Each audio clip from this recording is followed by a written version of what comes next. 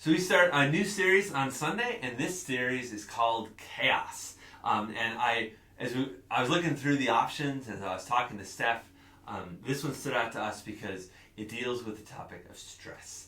And stress is something that I hear a lot from you as parents, and I hear a lot from the kids that they feel stressed. Before I get into the series a little bit, I want to talk a little bit about adolescent stress and what I found out in doing some research. There's a lot of people today who say kids today are a lot more stressed out than they were even 10, 15, 20 years ago. And in doing the research, that actually came out to be true.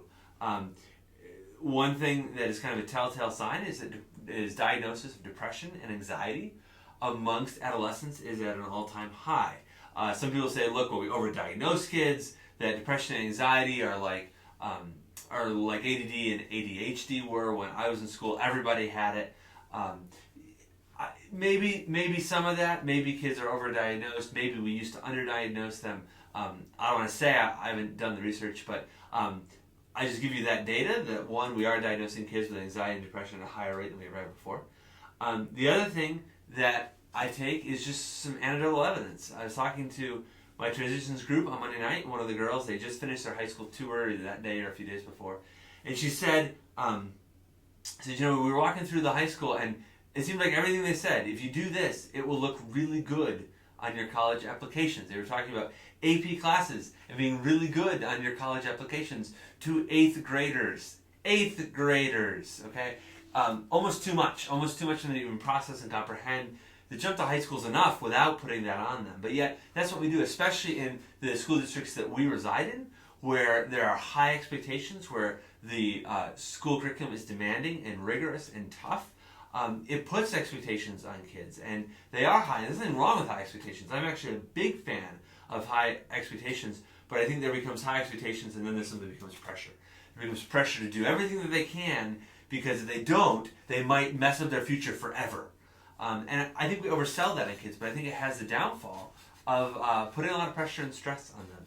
The other thing that they've talked about with stress that actually contributes to stress amongst kids, amongst adolescents, is helicopter parenting. Believe it or not, as they've done studies, overly involved parents actually end up causing stress upon their kids because their kids don't develop the self-sufficiency that they need to handle situations by themselves. So they feel paralyzed and trapped. They've done research especially with kids who are in college, the freshman and sophomore year of college, where they've asked them about how involved their parents were in helping them resolve problems and issues. And if you were here on last Sunday, you heard Pastor Ted talk about that. And the kids who had overly involved parents consistently do poorer in college in dealing with challenges and adversity because they've never been able or never been forced to do that before. So I say all that to say this. Stress is an issue for our kids. I hear it from you as parents. I hear it from the kids themselves. The other factor that a lot of social scientists are pointing to for stress deals with social media, and I'm going to show you that clip here. Today's teens, unlike when I was growing up, can now compare their academic performance and everything else about their existence to other teens 24 hours a day through updates on Facebook and Twitter and Snapchat. You name the social network, and that only increases the stress. Back in the day, we got a break from our peers after school and on the weekends. But now, kids are on social media all day long. I don't want to disagree. I think she's onto something here. I think she oversells it a little bit. I think this was an article I found on CNN. I think it oversells the impact of social media a little bit. But I do think that there's a point there. There's a point there at which the idea of being able to detach, the idea of being able to separate, especially when we talk about bullying, you can't do that like you used to. So I think there's a lot of factors that the kids are facing today that we didn't face as parents, even when I was in middle school and high school 15, 20 years ago, and for most of you 25, 30 years ago. It's just a different world. And I think one of the upsides is that there is a lot more stress on our kids. So what is this series about? This series is about basically two things. It's about teaching kids that, yes, you need to do something. Okay? That you need to do something. As you can see here, look, God holds your future so you can take care of the present. This is not about saying to kids, look, don't worry about it. God's got it. It's under control. You don't have to stress about it. You have to worry about it. Don't worry about your tests. Just pray. That's not at all what we're going for.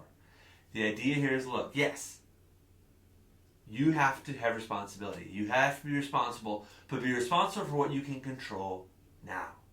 Don't be worried about what you can control 4 or 5 years down the road. God has that. God has your future. in his hands. And the idea, as you can see, comes from 1 Peter. Look, cast all your worries and anxieties on God. God's got it. God's got the future. This isn't about, is it God's future, is God in control, or are we in control? The answer pretty clearly in Scripture is both. We have a responsibility to be obedient, to do what God has commanded us to do, to take the abilities and strengths that we have and to do what we can do, but also to trust that the future, well, that rests in God's hands, and we can trust God with that. A little more practically, though, because that's easy to be like, well, don't worry about the future, just worry about now. We're going to give some kids some hands-on strategies of helping them to recognize the real cause of stress. Sometimes what they think is stressing them out isn't actually what's stressing them out. We're going to talk about talking to people about that, how important it is to have people around you, not always parents, but parents included. But you can talk about that, and then making changes. Making changes in your life and prioritizing, and what's really important and what's not. What can you just stop doing? Sometimes there's things that stress kids out and you just stop doing it. It's not worth it. And yet, other things they need to change how they're doing, some things they can't avoid. So we're going to talk about that and more on Sunday, and I hope to see everybody then.